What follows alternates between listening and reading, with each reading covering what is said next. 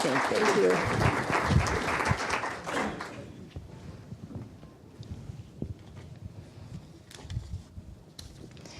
Testing. Oh, good, I'm on again. Doug and I run a bed and breakfast, and we just had this group of people from China, and two of them didn't speak any English at all. They just flew from China to have this little holiday. And the old uncle, he's just this beaming face, such a sweet guy, and the only English he knows is, which, we had to have our pictures taken with him. He's there with Doug. It's just a riot. Hope I can get my hands on those. Those are going on Facebook.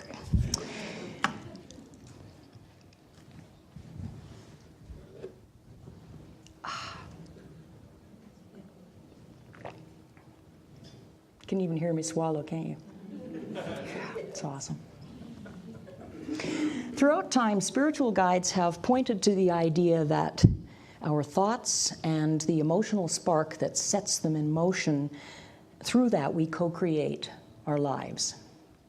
But it's not quite that straightforward. Would it be nice?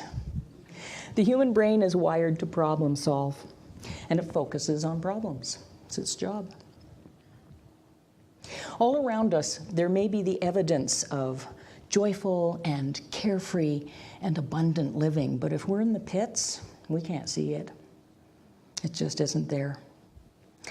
Like a needle stuck on one of those old vinyl records, for those of you who remember vinyl. Thoughts and beliefs carve deeper grooves and faster neuronal pathways, and these become our go-to mechanisms, whether we're aware of it or not. Imagine you're taking a mental vacation. Do you want to go to a lush tropical paradise? Ocean waves gently rolling, you can hear the surf. Or do you want to go to the garbage dump and pick through other people's garbage? It's a choice. Sounds a little harsh, but it's a choice. But happiness isn't a vacation or a location. It's an inner climate, and I think we reveal it to ourselves as we grow. You might disagree with this, some do. I know my youngest son certainly does. My little theory could fall apart if I was living, for example, in Bosnia or Harlem, or just think of some awful place. Don't think of some awful place. And it takes a powerfully strong mind and a lot of faith to experience happiness when we're under adverse conditions. I think some of you may remember, you must look on the bright side of life. Anybody remember Life of Brian? Maybe Monty Python was onto something. Viktor Frankl is a great example. He was a refugee camp survivor, and he became very famous through a number of books, one in particular called Saying Yes to Life in Spite of Everything. A psychologist experiences the concentration camp. The Nazis killed his wife, and they didn't kill him because he was a doctor, he was useful, but in their attempt to gain control, they did one thing after another to instill, or to try and instill, hatred in him. But he realized that they could strip him of everything except control of his own mind. That was his domain alone to use as he chose. And from a distance of decades, it's easy to say, well, I'm grateful I didn't have to endure that. But I created my own little version of hell. For whatever reason, I chose a life of crisis and radical change. Anybody know about this story? If my life stabilized, I found a way to mix it up again. Over and over, I focused my attention on the next crisis and watched happiness disappear over the horizon. My entire system would go on full alert. Mayday, mayday, man down. Then I could fix whatever it was that was now not in harmony so I could get back to that happy thing. It was tiring. But it was also kind of enticing. There's a little come on in there. It gave me the opportunity to be my own hero over and over again.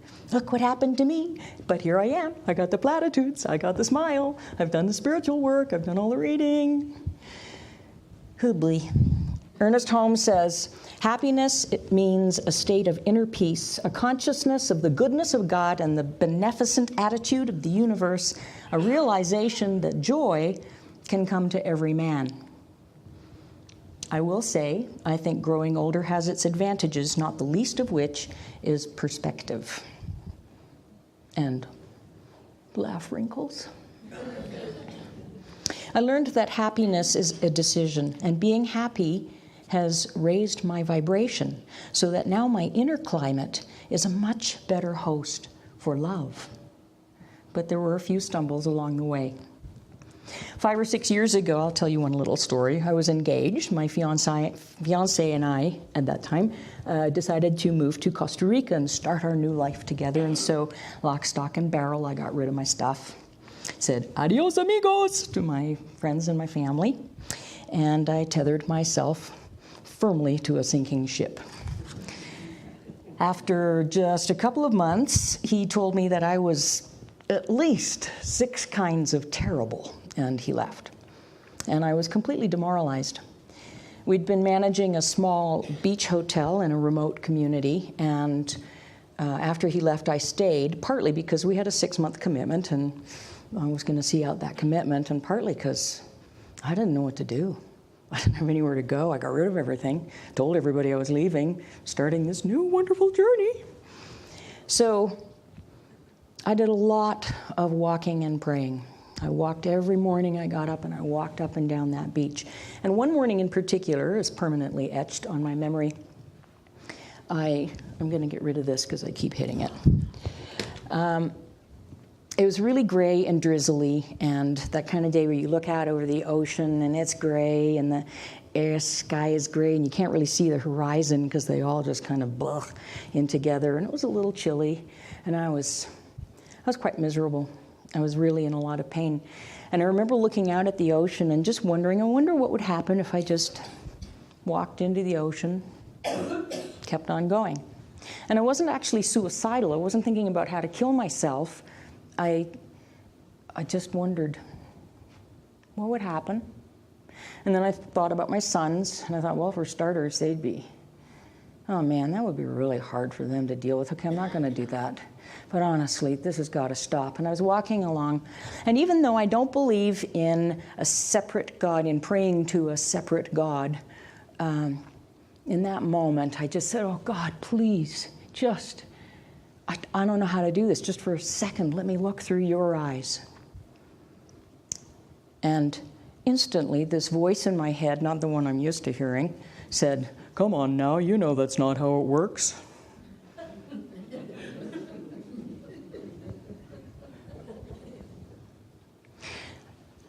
I sort of continued on this path. I was in it. I was in the moment. And I said, you know, I know what I know. And I know that that's not how it works. But even so, just for a second would be good. And so for just a second, which was actually an eternity, I experienced complete nothingness. Except that the word nothingness in our language actually gives us an image of something. There's a something to nothingness, and this had no something. It was nothing. It wasn't light, it wasn't dark, it wasn't cool, it wasn't warm, it was nothing. And then the voice said, I need your eyes to see. Oh yeah, that was a game changer.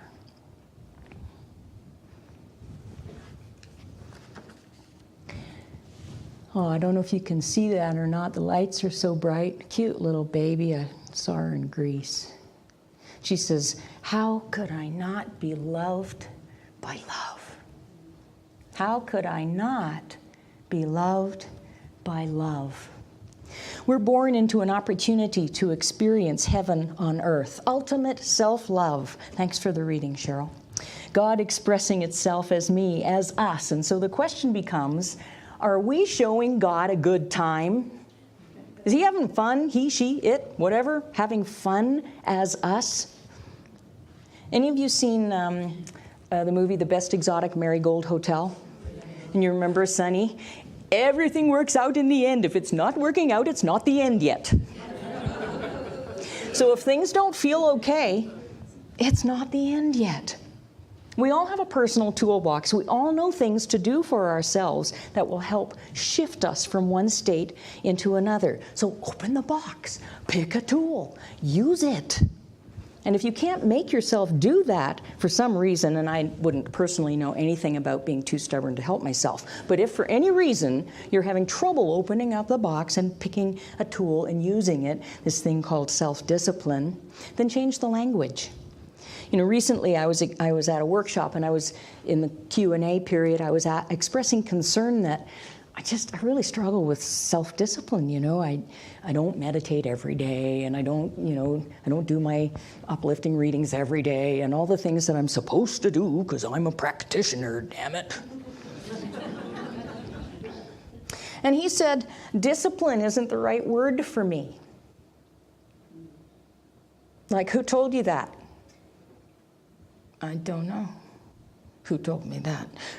He said, I could try asking, what's the game I get to play today? And then see who comes to play. Just asking a question. We have an innate desire to name things. It's partly how we language and how we communicate. So something new shows up on the horizon, immediately we want to give it a name. He also said, maybe we'd be better off just asking it what it is. Hey, what the heck are you? I don't think I've seen you before. Here's some of the tools that I use in my more disciplined moments. Be the witness watching the movie. Don't try to be the lead role, and in my case, half the cast of characters. Just be the witness. Watch the movie. Oh, that's interesting. Huh. Did you see how you tripped and banged your knee in the same place you've banged it 1,000 times before? That's really interesting. Not too interesting, though. You don't want to think about it too much. Focus on the good in your life. If you can't see it, make something up. What's wrong with that? If life feels like, if you'll excuse me, if life feels like crap, make something up. What are your wildest imaginings? Engage in the world that you would like to see and find it forming itself around you. Choose to see the good in others instead of picking at their faults. One mind, folks. You can't be the light and hold someone else in darkness. And to quote Goethe, if you treat an individual as he is, he will remain how he is. But if you treat him as if he were what he ought to be and could be, he will become what he ought to be and could be. Here's a favorite one for me. Pay attention to what your face is doing. I think too much. Self-declaration. And I find, I don't know why, I think it's my mother's face. It keeps gluing itself onto the front of my head. But I make this tense, worried face, and then it starts triggering these tense, worried things in my body, and then I remember and I go, oh yeah. Just let your face relax and smile, and as soon as you get your eyes smiling, you'll find that all these different parts of your body start following suit. Pay attention to what your face is doing. Spend time in nature. Don't just look out the window. Go stick your face in it. Look at the sun shining through the leaves and watch an insect do whatever it is that insects do, and listen to the birds singing. Feel the rain on your upturned face. You will find beauty and harmony that is much larger than anything that's bothering you. There's this amazing symbiotic relationship with all of life. No private good, no private bad. So when we focus on the happiness of others, we produce that in ourselves. This is chemically true, as well as being a law of nature. So when we nurture our own happiness, we share that light with the world. So can you go out every day and try to invoke one heartful act every day? Years ago, and this just memory popped back while I was writing this, You know how the windshield repair places, they'll set up a little kiosk in the mall parking lot or whatever, and I'd taken my car there, it had a chip fixed, and then it broke again right away. So I was driving by one day and I saw the guy, and I was like, oh yeah, I'm gonna go do that right now. Pulled in, and this guy was running around like mad trying to finish the last car, what had been the last car, run over, come and fix my car. And I actually remember looking at him thinking, maybe not terribly complimentary thoughts about his looks. He was sort of a funny looking guy. His ears were really, I thought he was an alien. But anyway, while I was waiting, I started rooting around in my glove box and tidying, and I found this little polished stone. Nothing spectacular, it was just polished and smooth and nice to hold in your hand. And he came over and he said, I fixed this once and it didn't stick, so there's no charge for today, I'm fixing it. And I said, thank you, and I handed him this stone. And he bent down so that he could be face to face with me, and still sitting in the car. And he said, today is the anniversary of my wife's death. My daughter's meeting me here. Every year we go to her grave and we put something on it. And today I'm going to put this stone on it. I'm sitting like, simple, not planned, not trying to manipulate some sort of a response out of him. I just found a stone and gave it to him, and he opened up his heart and said, thank you. These are the moments that guide my life. I think they're the moments that guide all of our lives. Whatever you water grows. Focus your attention on something and it will develop, get bigger, get stronger. Forget to water your plants, they will die. Water your plants and nourish them and give them love and tell them they're beautiful, they like that. They will get bigger and stronger. If you cast your mind only to pain and crisis, then your life will blossom into a nightmare. I think there really is no greater hell than feeling trapped in your own mind. Where do you go? Like, how do you make it stop? You know, sometimes people take drastic measures. You must find a way to focus on whatever is magical and joyful. It's all around. You got to see something. The other day I was driving through Alamogordo and I could see these birds sitting in a row, all facing the same way. It was weird, on a power line, and there was another big swarm of a flock of the same birds, and it came whoosh like this, did a full circle, and all came and landed on the same wire, all facing the same way. So there'd been about 10, and then there was about 40 of them. Like, why do they do that? I don't know. It was really cool. Focus on the magical and joyful things around you, and then watch your inner climate change and greet the world. This is the field of all possibility. This is love in action. Philosopher Kenneth George Mills put it this way: love is that power which embraces you so that you can be freed from the suggestion of a divided state. Think that through. You know, and I think in utero. Read it again. Okay.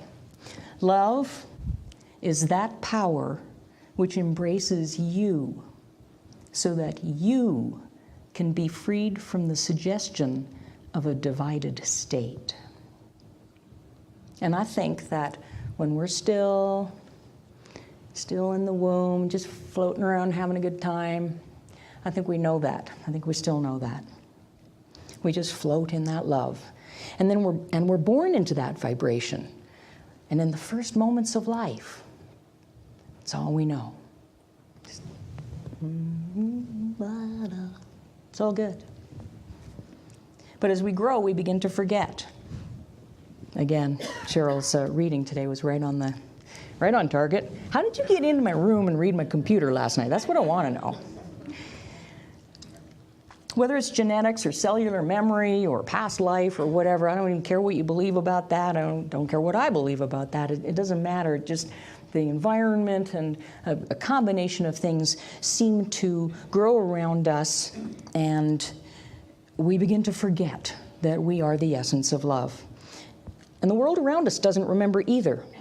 Our thinking and our beliefs begin to form intertwined with all of this external input and information, and we start this dance, co-creating a construct in which we will live and move and have our being. So here we are, the divine expressing itself in form, here to have an awesome time because this is the manifest plane, and we humans, through free will, frequently choose pain, sadness, and struggle. Love is one of the 7 synonyms of God. It's our true nature. Once we're reminded of this, whether or not we live in that climate becomes a decision. There's not any way around it. Once you know something, you can't unknow it. But why does that decision seem so hard sometimes?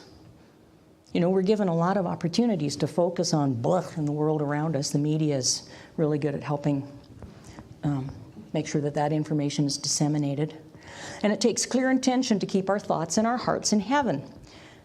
The human brain has a voracious appetite, and just like the body, it needs fresh and wholesome food.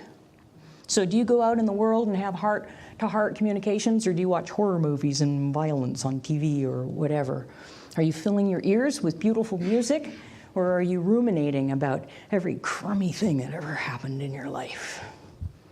And it's easy to do. There's no judgment here as I steadily work to lift the judgment from myself. It's funny, as I was writing this also, I found this book by Marcus Aurelius, an ancient Greek philosopher, and I've had it, I don't know how long. Greek? I don't know. Anyway, I just pulled the book out, flipped it open. I've never read it. And right there it said, "You are composed of 3 parts, body, breath, and mind. The first 2 merely belong to you in the sense that you're responsible for their care. The last alone is truly yours. So put away from that real self everything you did or said in the past, and everything that swirls about you in the eddy of outward circumstance, so that the powers of your mind are kept thus aloof and unspotted." And then, quoting his teacher, Empedocles, he says, I love this, "Teach yourself to become a totally rounded orb in its own rotundity, joying." So anytime you just see me staring off into space, just know that I'm in my own rotundity, joying. Seriously, it's amazing to me, knowing what I know, that I could possibly experience anything but bliss. Knowing what I know, how could I ever experience anything but bliss? And I've ragged myself for this one, believe you me. But a big go-to button, when we talk about the beliefs and those subconscious beliefs, digging that groove deeper and deeper and deeper, a big go-to button in my life was that I carried feelings of having done something wrong, really, really terribly wrong. I had been bad, and something awful was going to happen as a result of it. And I scourged my memory. Okay, maybe it's past life. I don't know. What did I do? Paying penance for something. I'm not sure. But I carried this sense of doom around in my solar plexus, and it affected and infected a lot of the experiences in my life. And even though I had had a lot of mystical experience that proved to me beyond all doubt that I am the very nature of love, I began to feel like that push me, pull you from Dr. Dolittle. Let's go this way, no, this way, no, this way, no, this way. You know, it's just this immobilized by 2 equal and opposing forces. And I knew that doom wasn't the truth, but it plagued me. What the heck had I done? And when? And was it me who did it? Not long ago, okay, it was last Friday, Doug asked me something about my family. And when I was answering him, I suddenly realized, I don't even remember the question, but I suddenly realized, oh my God, I was carrying my father's shame. He had believed his whole life that he was a terrible son, didn't communicate with his parents, didn't look after them. He just thought he was a terrible son, and he died believing that he was a terrible son. And he spent his whole life punishing himself for that awful, awful sin. Booze and cigarettes and lack of self-care and whatever. A massive stroke when he was 59. Boom, gone. And he was one of the brightest and most gifted people I've ever met, and had this amazing joie de vivre, this amazing love of life. And I've rarely met its equal. But he spent most of that life slowly killing himself because he had this tape playing that made him believe that he was a bad boy. Like, wow. So here's the deal. Darkness is simply the absence of light. You cannot be in the light and hold yourself or anyone else in darkness. Darkness is simply the absence of light. And as soon as you shine that light, shine that beam, the appearance of darkness has no alternative but to return to its native nothingness. It is not capital R real. It is not the truth of who you are. Love is ever present, but we have free will, and we get to choose whether or not we fan that flame. So is love a little pilot light in an old rickety furnace tucked in the back bottom corner of your basement? Or is love a wondrous blaze that's spiraling upwards and bringing all the neighbors out of their houses to wonder what the heck is going on out there? I'm going to finish with one more little bit. There's a great little book that I found online. It's called Love Yourself Like Your Life Depends on It by Kamal Ravikant. And he talks about a time in his life he was at such a low ebb, he literally couldn't get out of bed. He was really ill. His business was failing. He'd just gone through a breakup, and his best friend had just died.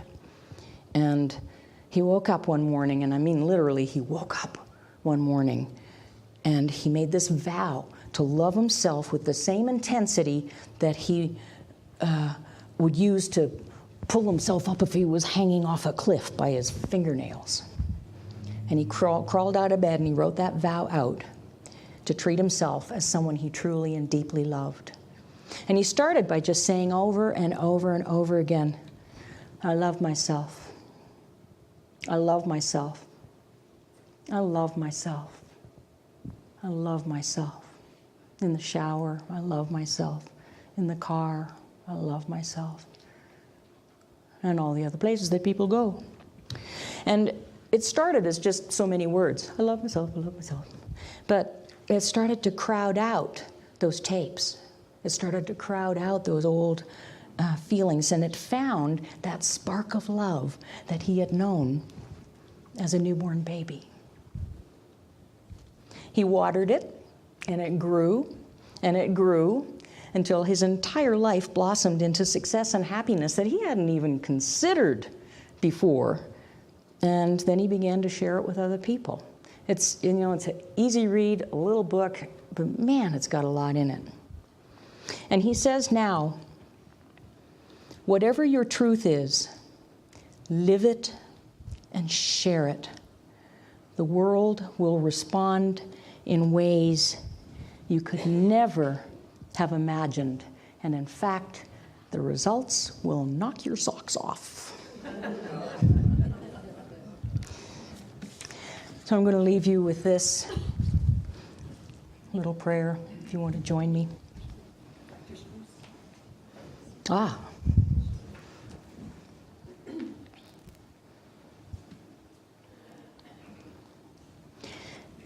I speak in the I am, knowing that there is one mind, one force field of realignment, and I choose to call it love. Love is the very fabric and nature of being, and I negate any suggestion to the contrary. Love is an arrangement of adamantine particles of creation, God particles that exist all across space and time, a power beyond the universe. And so I know this frequency most high is the physical form of who I am. I am love. It surrounds me. It flows through me. It protects me. Love is the angel sprinkling stardust on my dreams. Love is the frequency of gratitude, beauty, harmonious and right action. Love is the manifestation of a declaration. Love is handling this situation. Love is the antidote to the great forgetting of who we really are. And so in this joyful and bountiful field of all potential, I give thanks. And I release these words into the very law of love. And there I find myself. Here. And so it is.